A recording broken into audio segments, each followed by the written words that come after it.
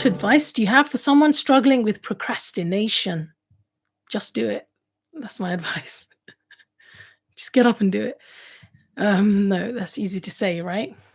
Okay, my advice for not procrastinating. I actually got a list somewhere of my own tips for myself for not procrastinating. Um, but I think I've actually got it right there. Let me just get it, okay? Because then I can share with you my wonderful tips for not procrastinating. So, yeah, I think procrastination is a problem that everyone has, right? Right. The first tip that I have for overcoming procrastination. So for example, you want to do a particular project, you want to write something, or you've got some chore to do, or you've got some, for me, it's usually, writing, right? Like I need to write a chapter, I need to write something important, um, and I'm procrastinating. So one of the things I do is if I really feel that I can't get into it, I'll go for a walk, a quick 5-minute walk. Clear your brain, clear your mind, and make sure that your phone is in another room. When you come back, put your phone in another room, because a lot of the time it's the distraction, right? From the phone. Um, One of the ways also that I prevent procrastination is not to look at my phone first thing in the morning. If you start your day looking at your phone, looking at emails, blah, blah, blah, what happens? You get into this reactive mode, right? You're in reaction mode. So you're not, instead of like setting the agenda for your own day, you're allowing others to set the agenda. You might read something and it upsets you, or you might see something someone said and it upsets you, or it excites you, or it distracts you, or it makes you think, it makes you have FOMO, right? Fear of missing out. All of those kind of emotions are really unhelpful when you want to avoid procrastination and when you've got stuff to do. There's things that you want to do and that you've got to do that you've already committed to, right? That you need to get done.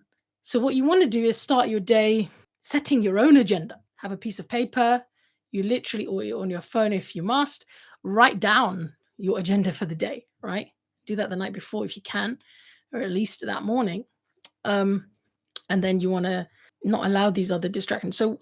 But if I'm actually sitting down and I'm procrastinating, like when I've sat down to do something, right, I'll think of either going for a walk, 5-minute walk, stretch, like just change your physical situation, your physical position, and that kind of sometimes brings you back fresh and ready to work. The other thing I might do is to write down the task that I've got to do for the next hour, right?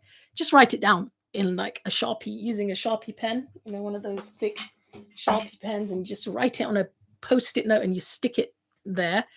And when you stick it, then it's like your brain focuses and you think, all right, that is the one thing I've got to do in the next hour. And that kind of helps, instead of having like a big to-do list, you have one thing written in front of you that this is what I'm going to be working on in the next hour. Another thing that really helps is to clear my desk, clear the space that you're going to be working in, because when you clear that, your mind feels clear as well, right? You feel suddenly like ready to work. So if every night before you go to bed, you can clear your desk or your space that you're working in to neutral, and that includes if you're like cooking, right? Like it includes anything really. If you can clear the space to neutral, when you approach that space the next day, you feel more fresh and ready to use it, right? You feel more excited and ready to use that space. And the fourth thing is, I really like this one, to do the easy version of something, right? So for example, if I have to write a chapter of a book, right? The perfect version of that chapter is going to take ages, because writing is basically you write something and then you refine it and you improve it and you add to it and you take away from it. And, it's like such an ongoing process. It's such an ongoing process. And sometimes the thought of that, I think, is what makes you procrastinate, because you're thinking, this is such a huge thing I have to do, I have to get done. But what if you were to do the lowest, most basic version of that task? So instead of saying, I'm going to write this perfect chapter, I'm sitting there, I'm like, I'm just going to write the bullet points for what this chapter has to contain. It's like the lowest resolution. It's called a low effort hack, right? So do the easy version of something, just the most basic bullet point version of the chapter, right? Or just off the top of my head, I'm just going to write this chapter the way I would write it, like without thinking much. Because a lot of the time, and this is specifically for writing, I think, it's really the blank page that's your enemy, right? When you have a blank screen, you're like, oh, just getting started can be the hard thing, right? But once you're in the flow, things get easier, and you just. So actually, that's actually the fifth thing, which is sometimes we procrastinate not basically to get started. It's just getting started that we're procrastinating about. So if you get started, if you say to yourself, you know what, I'm going to do this for 5 minutes, and you literally set a timer and you start doing that task for 5 minutes, once you're into it, you'll carry on. But it's that resistance your kind of brain has to starting that's the problem, you know? So sometimes just start, just say, I'm going to do 5 minutes. So if you, for example, have decided you're going to do a workout in the morning, right? Sometimes when the morning comes and you're at the point when you've got to do the workout, you're like, your brain is thinking of every excuse, like, oh, but it would be better if you just went shopping. It would be better if you just spent your time doing this or doing that, right? But if you just say to yourself, you know what, I'm going to do it for 5 minutes, I'm going to get started. 5 minutes. Once you start, you'll be able to do it. It's just the getting started that is what we really procrastinate about, I think, a lot of the time. But of course, there's also the dua that you can do, right?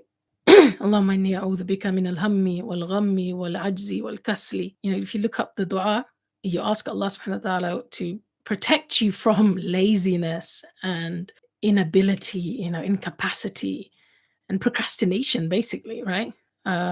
So I think that's also very, very important. Starting your day with the adhkar of the morning, right? Just look up adhkar of the morning and start off by doing at least one of them every morning. And then add another. When we say asbahna wa asbah al-mulk lillahi rabbil alameen, alhamdulillah alladhi ahyana ba'da ma amatana wa ilayhi nushur. And the other du'as, you're like setting yourself up for the day, right? You're asking Allah subhanahu wa ta'ala to help you to make the most of the day. You're showing gratitude that you've been given another day. All of those things, I think, put you in the right mindset for seizing the day, because that's what it's really about, right? Seize every hour, seize every day, because you can't get it back. Hope that helps.